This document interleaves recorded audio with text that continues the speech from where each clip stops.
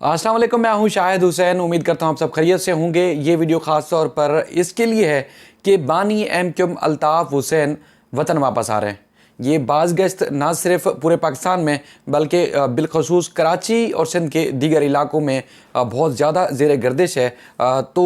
उसका मैंने जो मालूमात हासिल की है मुख्तलिफ़ सोर्सेस से वो आप तक पहुँचाऊँगा। और इसके अलावा जो कि बानी एमक्यूएम की तकरीर पर पाबंदी हटाने से मुताल्लिक साबिक़ एमएनए निसार पंवर की बाज़ाबी से मुताल्लिक जो दरख्वास्त ज़ेर समाअत थी उसकी समाअत बुनियादी तौर पर क्यों नहीं हो सकी, और इसके अलावा लापता जो अफराद हैं उनकी बाज़ाबी से मुताल्लिक जो सिंध हाई कोर्ट में केसेस ज़ेर समाअत हैं उसमें क्यों पेशरफ्त नहीं हो पा रही। लोग लापता हैं, कई अफराद जो हैं जिनका ताल्लुक एमक्यूएम से भी बताया जाता है उनकी भी मस्क शुदा लाशें भी बरामद हुई हैं, लेकिन खातिर खा कोई पेशरफ्त नहीं हो पा रही, क्योंकि वज़ीर दाखिला ने दौरा भी किया था राना सलाउन डाले, और उसके बाद फिर कुछ इतलात ये भी थी कि एमक्यूएम के जो मुतालबात हैं एमक्यूएम पाकिस्तान के, उनके मुतालबात तस्लीम किए जा रहे हैं और लापता अफराद की बाज़ाबी से मुताल्लिक जो इक़दाम हैं वो फौरी तौर पर किए जा रहे हैं। लेकिन ये 2 दिन 3 दिन तक बात रही और उसके बाद फिर मामला दब गया, खामोश हो गया। वजह क्या है? सबसे पहले तो तज़किरा उस बात का जो मिसिंग पर्सन है। जो एमक्यूएम पाकिस्तान है, एमक्यूएम पाकिस्तान के अदाद शुमार के मुताबिक उनके तकरीबन इस वक्त भी 100 से ज़ायद अफराद जो कि उनके कारकुनान हैं वो लापता हैं, एक तवील अरसे से लापता हैं, जो कि सरकारी इदारों को, मुख्तलिफ़ इदारों को उनकी खतूत और मुख्तलिफ़ तरीक़ों से वो बाखबर या आगाह भी कर चुके हैं कि उनकी इतनी बड़ी तादाद में कारकुनान लापता हैं। लेकिन इसके अलावा एमक्यूएम राब्ता कमेटी लंदन या एमक्यूएम के जो सोर्सेज हैं वो कहते हैं कि इससे कई गुना ज़्यादा उनके कारकुनान हैं, उनकी गुमशुदगी से मुताल्लिक दरख्वास्तें ज़ेर समाअत हैं। कुछ ऐसा पहले भी मैंने बल्कि 1-2 दफ़ा और भी इस तरह मैं वीडियोज़ में तज़किरा कर चुका हूँ कि जो सिंध हाई कोर्ट में ज़ेर समाअत हैं मिसिंग पर्सन के केसेस, आखिरी सरकारी अदाद शुमार के मुताबिक वो तकरीबन 341 हैं। उसमें अक्सरियत यानी कि आधी से ज़्यादा जो लोग हैं उनका जो ताल्लुक़ है वो एमक्यूएम से बताया जाता है। यानी कि एमक्यूएम, उसमें आप लंदन और पाकिस्तान में तफरीक भी कर सकते हैं, लेकिन बुनियादी तौर पर एमक्यूएम से उनका जो है वो ताल्लुक़ बताया जाता है। अब कई कारकुनान जिनके अहल खाना और उनके जो वकला थे वो पहले पेश होते थे और होते रहे, और मुख्तलिफ आपको पता है कि जब जो काज लिस्ट और अदालतों की कार्रवाई से मुताल्लिक जो केसेस बेंचेस को तश्कील दिए जाते हैं या बेंचेस केसेस के लिए तश्कील दी जाती हैं, उसमें काफ़ी अरसे से हम देख रहे हैं, तकरीबन 2-2.5 माह से, बल्कि इससे भी ज़्यादा अरसा हो चुका है, उसमें जो है वो लापता अफराद की बाज़ाबी से मुताल्लिक केसेस की पैरवी के लिए कोई नहीं आ रहा। मैंने खबरें रिपोर्ट की पहले भी, जब मैंने 1-2 बल्कि 1-1.5 हफ्ता पहले भी जब मैंने एक वीडियो बनाई तो उसमें भी तज़किरा किया था, और उसके बाद फिर जो ना आने की वजूहात भी जो है वो बताई थी, और मज़ीद जो चौंका देने वाली चीज़ें हैं वो भी आपके सामने रखता हूँ ताकि उन लोगों को भी पता चल सके जिनकी वजह से मिसिंग पर्सन के केसेस जो है उनकी जो है वो पेशरफ्त हो क्यों नहीं पा रही। बुनियादी तौर पर जो आपको पता है कि लापता अफराद हैं उनके अहल खाना, आपको पता है अक्सरियत पाकिस्तानी की वो ना इंग्लिश बोल सकती है ना इंग्लिश समझ सकती है, लेकिन ये है कि अपना मुद्दा बयान करने के लिए अदालतों में जो हमारे मुअज़्ज़िज़ जजेस साहिबान हैं उनके सामने ख़ासतौर पर जब मिसिंग पर्सन के केसेस होते हैं तो अहल खाना उनके 1 महीने के बाद या उससे भी ज़्यादा अरसे के बाद जब केस की बारी आती है, समाअत की उनकी बारी आती है, तो वो फिर आते थे। बूढ़े माँ बाप भी, कई ऐसी ख़वातीन जिनके शोहर, और कई ऐसी बहनें जिनके भाई, और कई ऐसी जो है वो फैमिलीज़ आती थी जिनको इंग्लिश ना बोलना आती है, ना समझना आती है, ना किसी किस्म का, लेकिन वो अपना मुद्दा जो है वो बयान करते थे, जिसमें जजेस जो है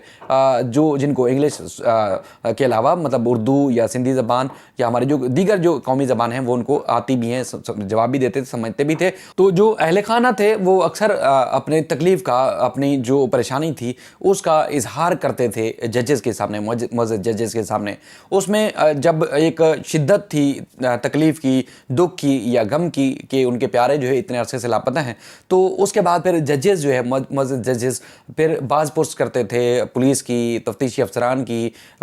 IG लेवल तक के जो अफसरान हैं उनको बुलाया जाता था, उनसे पूछगछ की जाती थी कि मिसिंग पर्सन जो है इतने अरसे से जो लापता हैं उनके हवाले से पेशरफ्त क्यों नहीं हो रही। कई मुअज़्ज़िज़ जजेस हैं जो हमारी अदालतों के, उनकी अदालतों में जब केसेस होते थे तो मैंने ये भी देखा कि इनके अहल खाना को अगर तवील अरसे से या ये जब साबित हो जाता है जबरी तौर पर गुमशुदगी है तो उस पर भी वो ना सिर्फ मुआवजा बल्कि मुस्तकिल मुआवजे देने की भी बातें हमने रिपोर्ट भी की, आपके सामने तस्करा भी किया। लेकिन उसके बाद फिर बेंच तब्दील होते हैं, सारी सूरत हाल सारा जो मामला था पेशरफ्त होते होते जो रह जाती है, उसके बाद फिर दूसरी बेंच के पास ले जाते हैं, सारी तरजीहात और सारे मामले तब्दील हो जाते हैं। कई दफ़ा ऐसा हुआ कि अदालत ने सिंध हुकूमत को कहा कि जो लापता अफराद हैं उनकी पढ़ी लिखी फैमिलीज़ हैं, जिसमें उनकी अहलिया है यानी कि बीवी है, बहनें हैं या माएँ हैं, जिनके जो प्यारे हैं वो भाई या बाप बेटा जो भी, तो उनको सरकारी नौकरी दी जाए। उस घर में से किसी एक बहन बेटी को नौकरी दे दी जाए सरकारी, जो कि पढ़ी लिखी है,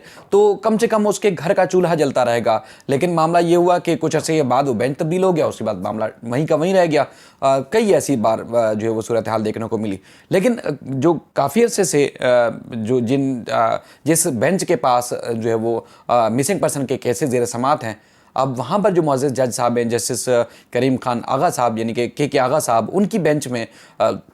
जब से मिसिंग पर्सन के एज पर रोस्टर केसेस वहाँ लगाए जाते हैं या लगते हैं, तो फैमिलीज़ ने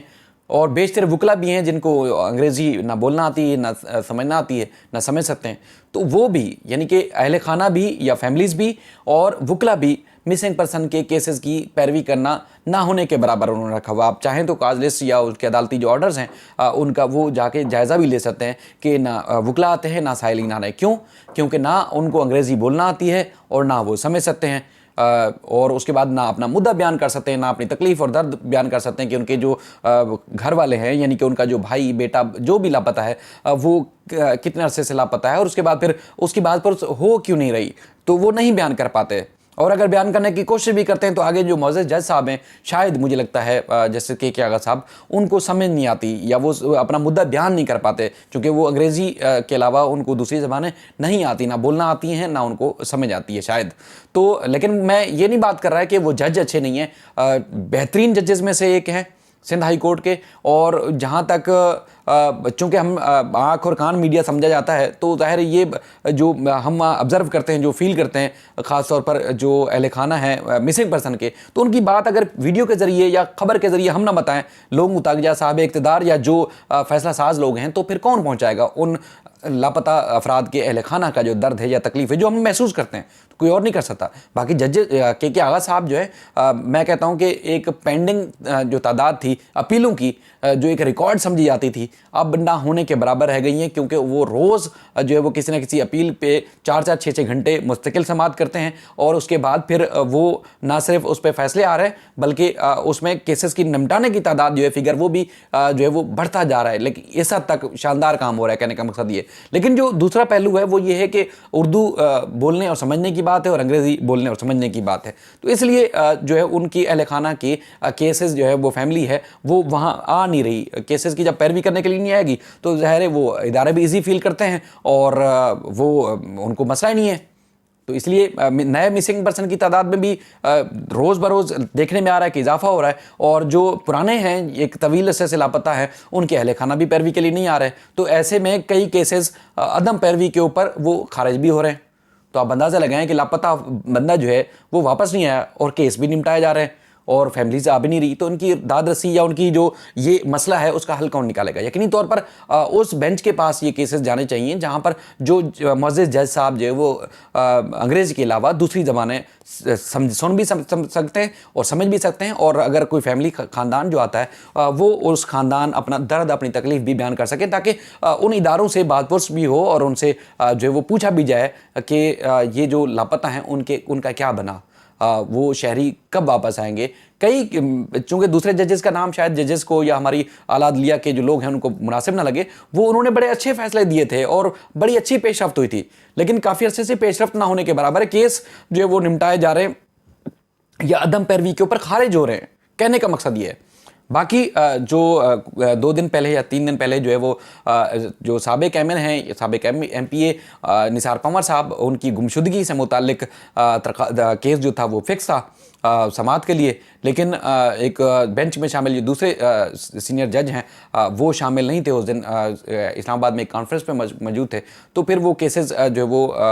बग़ैर कार्रवाई के मुलतवी कर दिए गए थे। हालांकि उनके वकील जो खालिद मुमताज़ साहब वो और दीगर मिसिंग पर्सन के केसेस की पैरवी के लिए जो लोग थे वो मौजूद थे, लेकिन उस केस की समाअत नहीं हो सकी थी। बाकी जहाँ तक बानी एमक्यूम की वापसी का ताल्लुक है, वापसी का सवाल है, गली कूचों में, वकला में और मुख्तलिफ जो सोसाइटीज़ के लोग हैं उनमें ये बात ज़्यादा ज़ेर गर्दिश है आजकल कि बानी एमक्यूम अल्ताफ़ हुसैन साहब वापस आ रहे हैं। और पहले जो कई रहनुमा जो कि तवील अरसे से रूपोश थे, जिसमें साबिक़ गवर्नर इशरत उल इबाद साहब का भी नाम शामिल है और इसके अलावा और भी दीगर जो सरकर्दा नाम थे वो शामिल हैं, वो अब उनका लोगों का ये कहना है, ये एक दूसरे को तसल्लियाँ देते फिर रहे हैं कि वो वापस आ रहे हैं। और उसके बाद जो एक एमक्यूम की जो वापसी थी वो वापसी बड़े तवाना तरीके से, बड़े जो है वो एक तवील अरसे के बाद, जदोजहद के बाद वो वापसी हो रही है। यानी कि जो एमक्यूम पाकिस्तान वाला चैप्टर है, चूँकि ये तो अपनी साख भी ख़राब कर चुके हैं, साख भी खो चुके हैं, और चूँकि कराची में या सिंध के जो शहरी इलाके हैं उसमें ज़्यादातर लोगों की जो हमदर्दियाँ हैं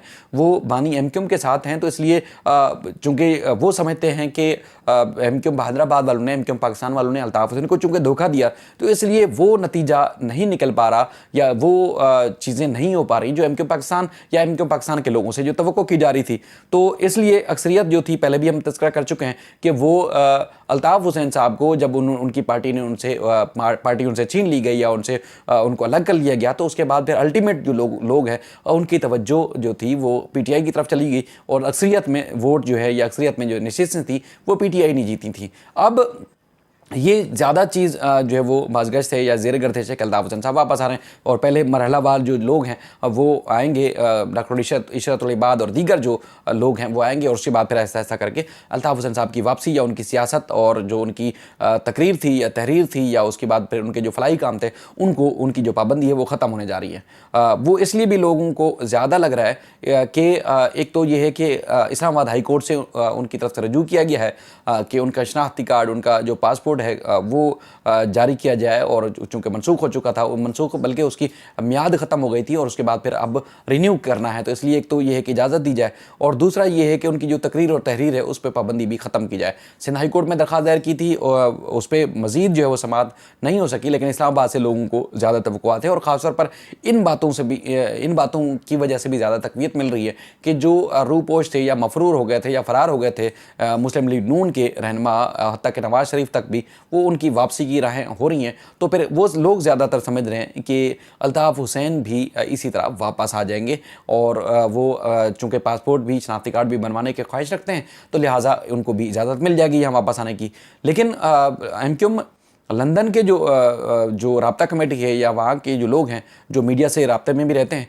उनका इस बात पे तो बिल्कुल मानना है कि शनाख्ती कार्ड वो बनवाना भी चाहते हैं और पासपोर्ट भी बनाना चाहते हैं। कई लोग हैं जिन्होंने दोहरी शरीयत रखी हुई है, लेकिन चूँकि सियासी तौर पर और समाजी तौर पर वो अपने जो लाखों करोड़ों लोग हैं उनके जो चाहने वाले, उनसे राब्ते में भी रहना चाहते हैं और वो अगर माजी में उनसे कोई गलतियाँ हुई भी हैं तो उस पर उन्होंने माजरत भी की हुई है, तो लिहाजा उनको इजाज़त मिलनी चाहिए, उनका ये कहना है। तो लिहाजा अगर उनको शनाख्ती कार्ड और पासपोर्ट मिल जाता है तो उसके बाद फिर मुस्तकबिल में किस तरह सियासत करनी है, अपने लोगों से किस तरह राब्ते में रहना है, उसका वो खुद फैसला करेंगे अल्ताफ़ हुसैन साहब। तो लिहाजा वो चाहते हैं कि फौरी तौर पर उनकी तकरीर, तहरीर और जो सियासी समाजी सरगर्मियाँ हैं उनको इजाज़त मिलनी चाहिए। बाकी शनाख्ती कार्ड और पासपोर्ट का जो मामला है वो तो चाहते हैं कि वो करना ही करना है, तो लिहाजा इसलिए तो उन्होंने कोशिश की है कि इस्लामाबाद हाई कोर्ट के ज़रिए उनको जो इदारे हैं उनसे रिपोर्ट मांगी जाए। उसकी जो है 12 अक्टूबर की तारीख मुकर्रर की गई है। 12 अक्टूबर को अदालत ने, वहाँ के जो इस्लामाबाद हाई कोर्ट की जो अदालत है उनकी तरफ से जो है वफाकी इदारे जो नादरा और दीगर इदारे हैं उनसे रिपोर्ट्स भी तलब की गई हैं।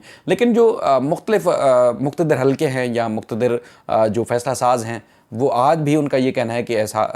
हरगिज़ नहीं हो रहा कि अल्ताफ़ हुसैन साहब को उनकी तरफ से अदालत दे दे तो अलग बात है। अदालत कानून के मुताबिक जो भी फैसला करना चाहे वो हर पाकिस्तानी का, हर कौमी जो दुनिया भर में कहीं भी लोग रहते हैं तो पाकिस्तान के कानून के मुताबिक उनको जो राइट्स दिए गए हैं, अदालत चाहे तो अदालत अपने कानून के मुताबिक फ़ैसला कर सकती है। लेकिन उनके लिए कोई नरम गोशा, एक्स्ट्रा जैसे नरम गोशा जो है वो फिल वक्त उनका कहना है कि पैदा नहीं हो रहा। बहरहाल इस तरह की अपडेट्स थी जो कि मैंने आपके सामने रखी। उम्मीद करता हूँ आपको हमारे मुल्क और कौम के जो मामलात हैं वो उसमें बेहतरी ज़रूर आएगी और ख़ासतौर पर जिस तरह लापता अफराद की बाजियाबी से मुताल्लिक़ है इसका तदारुक ज़रूर होना चाहिए। एक तो ये है कि लोगों की मस्कशुदा लाशें मिल रही हैं, माँ बाप, उनके ख़ानदान। मैं कुछ दिन में पहले भी वीडियो देख रहा था जिसमें ख़द शदीद ना सिर्फ गम और गुस्से का इजहार कर रही थी बल्कि उन लोगों को पल्लू उठा के, झोली उठा के, हाथ उठा के जो है वो बद्दुआएँ भी देनी थी कि अगर कोई जुर्म किया था तो उनको किसी कानूनी फोरम पर पेश करना चाहिए था। इस तरह लाश फेंक देना मुनासिब अमल नहीं है। उन्होंने एहतजाज भी किए हैं, मुख्तलिफ मौक़ों पर, लेकिन अब तक उनकी भी कोई दादरसी या उनके ऊपर किसी ऑफिशियल का रद्द-ए-अमल जो है वो सामने नहीं आया। राना सनाउल्लाह साहब है वज़ीर दाखिला, उन्होंने ट्वीट ज़रूर किया था, लेकिन उससे भी वो बाद में मुकर गए कि नहीं, उनके किसी और ने वो ट्वीट किया था जो उसको चलाते हैं उनके ट्विटर को, लेकिन वो